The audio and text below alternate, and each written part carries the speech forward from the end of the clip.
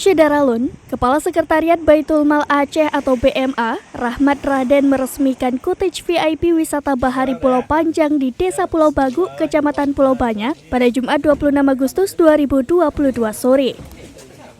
Cottage tersebut dibangun melalui program Gampong Zakat Produktif atau GZP BMA dengan tujuan mendongkrak ekonomi masyarakat Aceh Singkil dan bentuk komitmen dalam pengentasan kemiskinan melalui pemberdayaan ekonomi dan zakat maupun infak.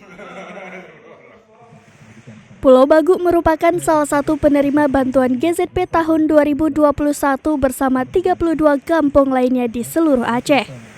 Adapun jumlah bantuan sebesar 100 juta rupiah yang disalurkan melalui Baitul Mal Gampong atau BMG Pulau Bagu yang dimanfaatkan untuk membangun cottage.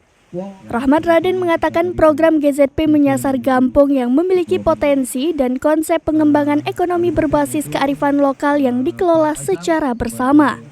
BMA menilai potensi pariwisata bahari di Gampong Pulau Bagu ini memiliki prospek yang bisa diandalkan menjadi destinasi wisata tingkat nasional. Dari Aceh Singkil, Dede Rosadi, Serambi On TV.